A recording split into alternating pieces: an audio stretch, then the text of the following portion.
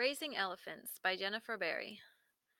In Namibia, Africa, a teenager male elephant leaves the safety of his family on the way to a local waterhole. Far ahead of the herd, he is at risk of being attacked by lions, but he is becoming independent and curious. The sooner he arrives at the waterhole, the more time he'll have with adult male elephants called bulls. Soon, bulls will play an important role in this elephant's life. Young males have to enter the adult male world, and they look for an entry into this world, says Dr. Caitlin O'Connell Rodwell, a scientist who studies African elephants in Etosha National Park. This is where it's really fascinating. Good mentors enjoy engaging with these youngsters, and others push them away or have no interest in their life. Family life. This young male has lived in a herd of female elephants called a matriarchal pack all its life. Young elephants are cared for by their mothers, aunts, grandmothers, siblings, and cousins. The pack has kept him safe, and he has formed bonds with his family members, as unique as our own, says Dr. O'Connell Rodwell. Alone at the waterhole, the young male elephant seems to enjoy chasing away a giraffe. He is becoming more confident and aggressive. In recent months, he has also become more aggressive with members of his herd. Young males spar with one another as a form of play fighting. In the teen years, their bodies produce natural chemicals called hormones, which can cause them to behave aggressively. Then they begin to spar to compete for dominance in their social group and for the attention of females. This aggression is the beginning of a young elephant growing into a breeding male who will find his place in a hierarchy of other male elephants, says Dr. O'Connell Rodwell. Establishing dominance is important. It maintains respect among males, which creates tolerance and strengthens their bonds.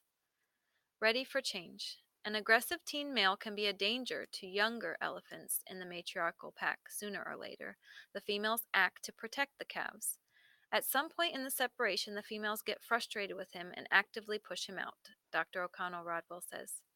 By then, he is ready to leave. Around the age of 12 to 15, a young bull begins to distance himself from his family.